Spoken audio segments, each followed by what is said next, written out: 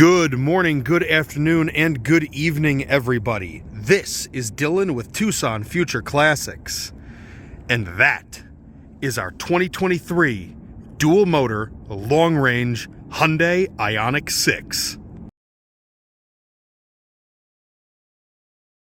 This was a lease return out of Tustin, California. It's got just under 43,000 miles, and every service record on this, it's got 13 service records showing this went back to the dealership for tire rotations, alignments, and new tires pretty frequently. So the original owner of this definitely cared about the car. What that also means is this still falls under all of Hyundai's factory warranties. The 5-year, 60,000 mile new car bumper to bumper, the 10-year, 100,000 mile powertrain and EV system warranty, even their 5-year unlimited mileage free roadside. This car still qualifies for all of it. These lease returned EVs are a phenomenal value, and more than any of that, this platform is super cool. Hyundai developed this platform to share between the Ioniq 6, the Kia EV6, and the full-blown Genesis GV60 luxury car. And what they did is they built it on an 800-volt architecture. Now, in this particular car, that means this is the dual motor all-wheel drive, putting out 350 horsepower, 450 foot-pounds of torque. I mean, this thing will do 0 to 60 in just about 5 seconds flat. It is properly quick. But that 800-volt architecture means you get way faster fast charging. Up to 80% battery in as little as 20 minutes on a big 350 kilowatt fast charger. These things can thump electricity into them so quick, and they can put the power down just as quick because that 800-volt architecture means it is way more efficient with the electrons that it is using. V2L charging, or vehicle to load, meaning you hook an adapter up to that and you can use the car to power stuff. It can put out like 3.6 kilowatts out of that port there, which means you can run anything from an air fryer to a fridge to a stovetop. Like, if you lose power at your house and you need to keep your fridge going for 1, 2, 3 days to keep your food from spoiling, you can run an extension cord to your car and you can do that. It's super duper cool, and it'll draw the battery all the way from 100 down to its final safety cutoff at 20%, running your own stuff, putting energy back. As you can see by how swoopy this is, it also, when it comes to driving it, it's really aerodynamic. They did a lot of cool tweaks and tricks with this to minimize the drag. So not only do you get better range at high speeds, but it's way quieter at highway speeds too. I mean, even like up front, get nerdy with me here. These little passages here force air in and behind the bumper to make the car seem skinnier to the air. And these, when you turn the car on at low speeds, these will open, or at high temperatures to let air in to cool the system. But at high speeds, they shut for less drag and better high-speed running. There's a bunch of super nerdy and clever stuff in this car. The interior design in this is pretty cool. It feels very like spaceshipy inside. I can't wait to show you guys. So hang tight, bear with me, and let's get into it. Really quick, under the hood, not too much to see. We've got a little frunk here, a storage area that is weather sealed. This weather stripping meets up to this here on the hood to keep everything in there clean and dry.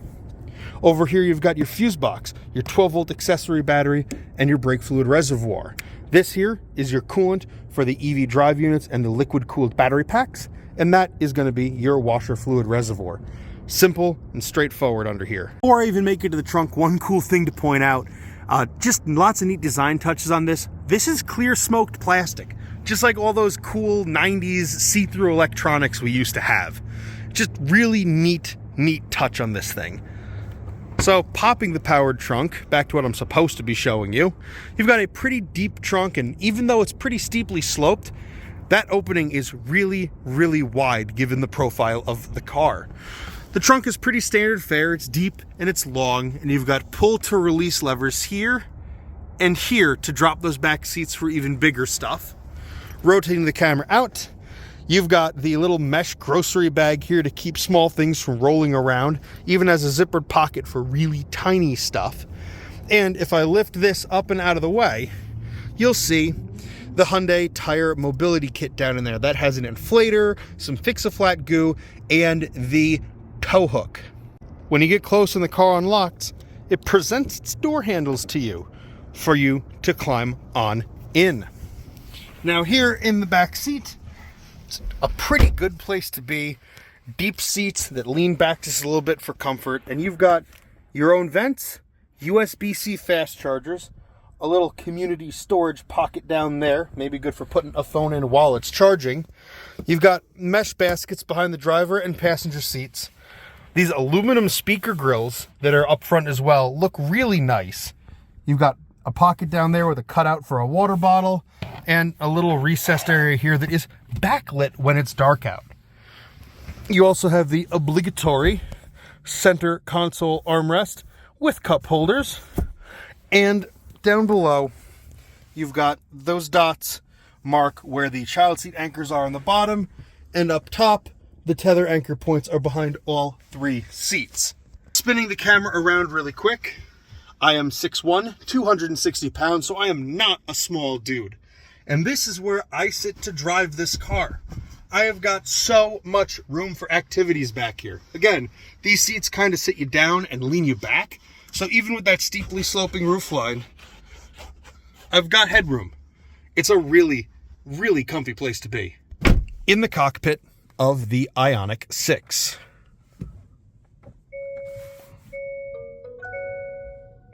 Fire it up, and you'll notice the interior design in here is pretty cool. There's nothing on these doors. It's just an armrest here with a little storage pocket here that's backlit with blue light. Your door handle is here, and down below is a storage cubby with a cutout for a water bottle. Moving up, you've got your dimmer for the instrument cluster, trunk, charge door, traction control, parking brake. This is where your mirror controls are, and the window and door lock controls are on the center console, which I'll get to in just a moment. Moving here onto the steering wheel, these are all of your adaptive cruise control controls. Turn it on, following distance, lane keep, and your speed. This here controls the center gauge cluster and the screens that you're in. It shows a fair bit of information in here while staying just a really clean user interface. So as you go through, you can see like drive info for the history of the vehicle. You've got a compass, which will tie into navigation, and then like tire pressure in real time as you drive, as well as tire to tire torque and power outputs, which is really, really neat. On the back of the wheel, you have these paddles. Those control your regenerative braking. The paddle on the right will reduce regen. Paddle on the left will increase it up to a maximum of what they call I-pedal, which is your one pedal driving. Alternatively, if you're running through cruise and doing a bunch of different stuff, you can hold that right-hand paddle down and it'll go into an automatic mode, which isn't I-pedal, but it will adjust your regen based on your driving style and the conditions. Down here is your drive mode button, which as you go through your drive modes of eco, normal, and sport, you'll see the entire gauge cluster changes. And if you hold this down, it'll engage snow mode to help that all-wheel drive system really get the best traction possible in super slippery conditions. Over here controls most of your infotainment stuff. So when we dig into this screen, you can also use this to change like your radio mode, so your stations, Apple CarPlay, Android Auto, AM, FM, XM, that kind of stuff.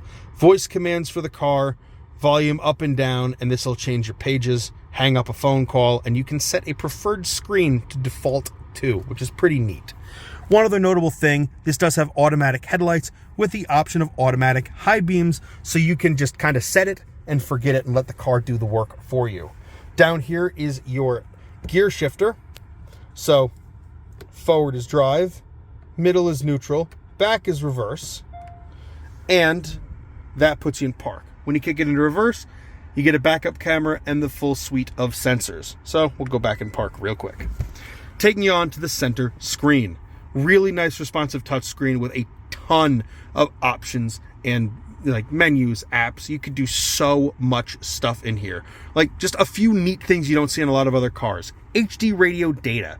This will give you real-time traffic as it populates, construction, slowdowns, anything in your area, it'll populate. Doppler radar will literally show you a weather map showing precipitation as well as indicating traffic slowdowns on that map as well. Just a really cool thing that they integrated into this system. But more importantly, what you probably really care about is this right here, phone projection. Cable powered Android Auto and Apple CarPlay. You tie it into the USB right there and off you go. Now what I talked about with V2L Charging is this here.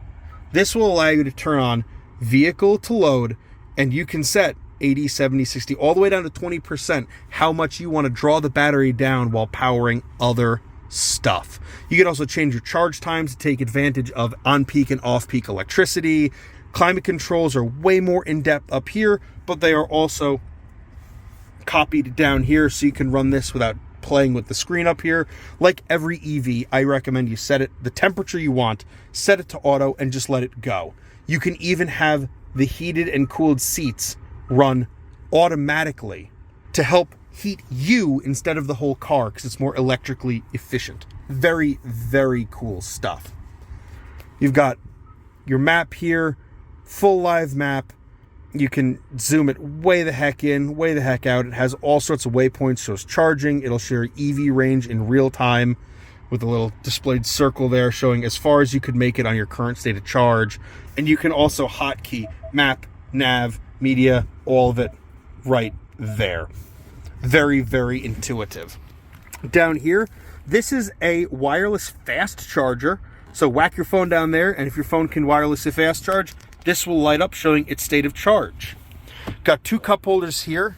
Down below is a full-length storage cubby with a 12-volt cigarette lighter style charge port. These are your door lock and window controls here, as well as auto hold, which will keep you from creeping if you're not in one pedal driving. And down in here, two more USB-C fast chargers in that center console.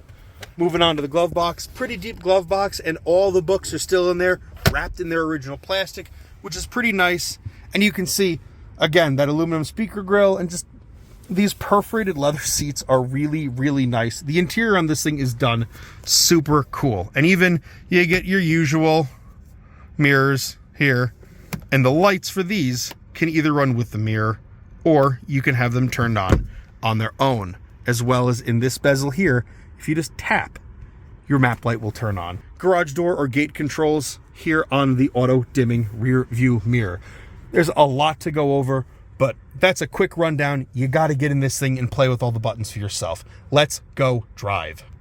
Windows down, leaving the parking garage. We know EVs are quiet. The only noise they make is the whine of the motors and the noise they legally have to make to alert pedestrians. So I'll just be quiet and let you hear this thing. But use an accelerator and the physical brakes so you can hear that, you know, if the brakes are going to squeal, I'm going to try and make them make noise for you.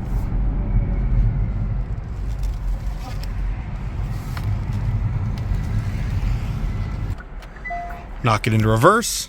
Camera's up. The leading and lagging lines will show you what's going on. And let's say you're doing a real bad job parking. This thing will yell at you.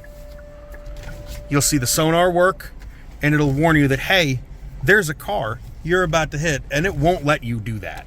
So then, boom, just knock it back in reverse and slide yourself back in your parking spot. Nice and easy. No drama. Quick idea of just how quiet this thing is on a, you know, sedate urban drive on some nice pavement.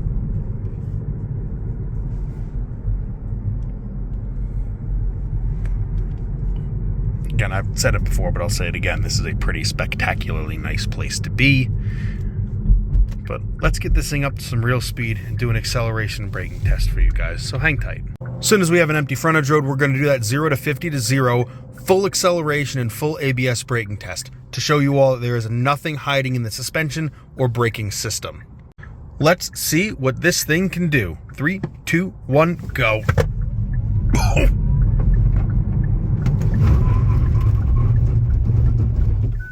Wow. Right, getting on the highway, driving like a significantly more sane person. Let's just take it kind of easy and show you how this adaptive cruise system really works. Set the cruise up there at 75.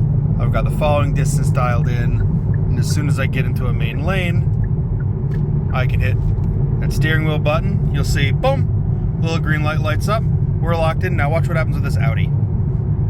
Brings our speed right down. I'm going to signal to change lanes, follow them, and it'll accelerate us all the way up to my set cruising speed of 75. Nice and easy. And as soon as you change your lanes and it detects the lines clearly, it locks itself right back into place, and off you go. More than that, the only stuff you're hearing right now is tire and road noise. This thing is super slippery aerodynamically, so there's almost no wind noise even up here at 75 miles an hour. It's no wonder these make genuinely good road trip vehicles. Between the efficiency, the comfort, and that really, really fast 800 volt architecture fast charging capability. Whee! This thing is really fun if you want to just be a bit of a hooligan on on-ramps. You didn't notice traffic coming to a stop in front of you.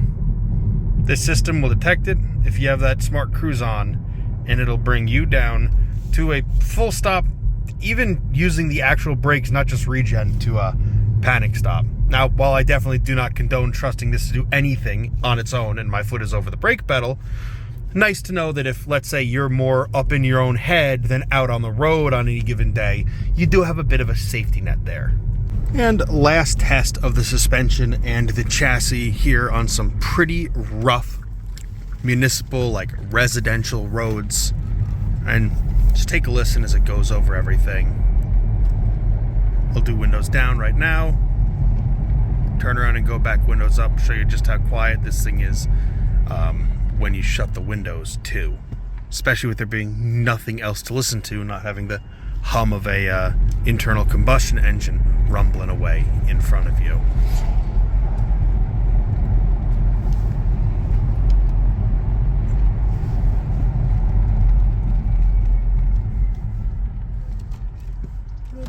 And that little wow you hear is the sound of the electric motors themselves and a little bit of noise both pumped into the cabin and played outside for pedestrian awareness. And I will go back, windows up.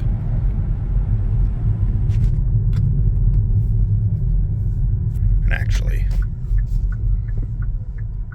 I'll make this left real quick.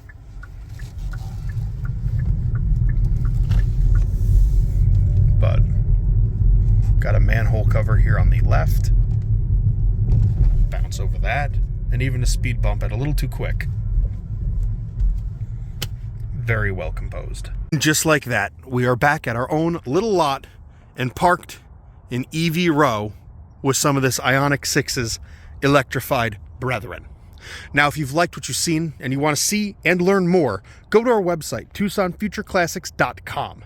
There you'll find the full listing on this vehicle, including a suite of photos, the Carfax vehicle history report, and a written description. I do have to ask, however, when you're ready to come down and check this thing out, give us a phone call, shoot us a text message, email us info@TucsonFutureClassics.com, slide into our Instagram DMs, or hit us up on Facebook Messenger. We're an appointment-only dealership, and we're a crew of only about 4 people. So giving us a heads up lets us make the best possible introduction of this car to you. Hopefully I've told you everything you'd ever want or need to know about these Ioniq 6s to make an informed decision on them. And if I have done that, well, I've been Dylan. I'll see you soon.